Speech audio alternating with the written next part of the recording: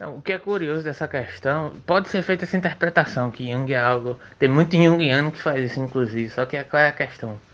Não é necessariamente uma mística, mas é a questão do símbolo, que é muito importante em Jung. E o que é o símbolo? O símbolo é algo de concreto que acontece a partir de uma determinada reverberação, né, dos aspectos conscientes e inconscientes do ser humano. E esses aspectos conscientes e inconscientes estão delegados à noção de psique em Jung, que não é psique, que ele chama de alma. E o que é a noção de alma em Jung?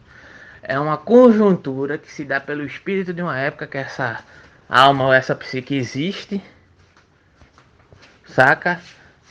Ou seja, a cultura de uma determinada época, a representação corpórea que essa psique tem dentro desse determinado contexto e a concepção supostamente racional dessa alma para Jung, basicamente, né?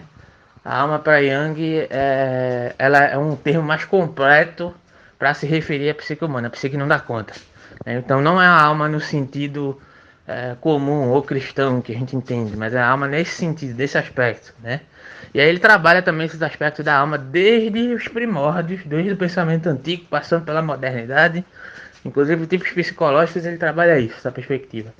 Então a questão da transcendência em Jung, a transcendência em Jung não é algo de místico, mas é algo, de certa forma, que a alma ou a psique humana, uma forma que a psique humana encontra de representar um conflito. Que conflito é esse? Entre os aspectos conscientes e inconscientes do ser humano. Então ele cria um símbolo. Então quando ele fala de função transcendente, não é uma mística da transcendência de algo corpóreo, de uma alma incorpórea, na verdade, de algo incorpóreo, de uma alma religiosa. Mas é uma representação simbólica que surge a partir do conflito entre os aspectos conscientes e os aspectos inconscientes. Então surge o símbolo, porque o símbolo e a função transcendente, que é uma maneira de resolver, mesmo que temporariamente, o conflito entre os aspectos conscientes e inconscientes que não estão sendo trabalhados, ou seja, não estão agindo, sendo trabalhados de maneira supostamente saudável, segundo Jung, sabe? Então eu crio o símbolo, porque o meu, digamos, porque essa questão do, digamos assim, do inconsciente e inconsciente, ela não é algo estanque, não é algo fixo. Tem a questão dos arquétipos, das imagens arquetípicas, né, que Jung trabalha de modo geral, que estão delegadas justamente às tipologias. Né? As tipologias é o tipo introvertido e o tipo extrovertido. E o tipo introvertido e o tipo extrovertido não é aquele, é o cara que é, digamos assim, é, tem um senso comunitário, que se dá bem com o pessoal. Não é exatamente isso, é uma disposição psicológica de representar para o seu próprio ego, digamos assim, né, a si mesmo, né? Ou seja, eu me relaciono com os elementos externos, né, para poder construir uma determinada concepção psicológica. E o introvertido ele parte do seu interno para representar o externo, e o extrovertido é o contrário. Então eu posso ser uma pessoa que me disponho muito bem no âmbito social, né?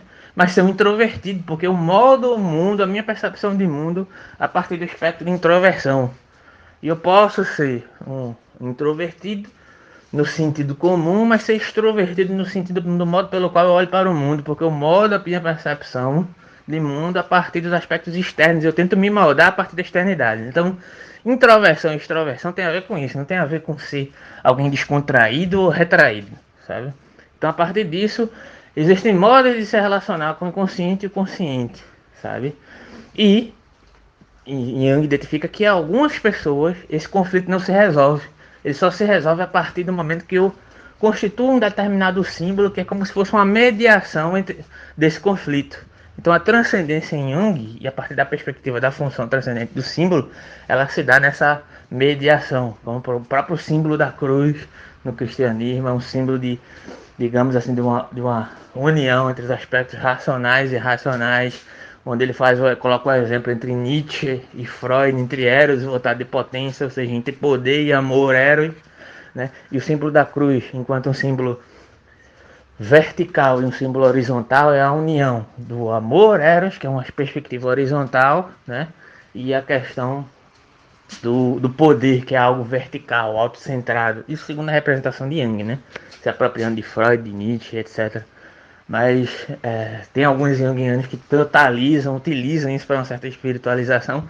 Eu não concordo muito não, sabe? Porque a questão da transcendência em Jung segue outro caminho.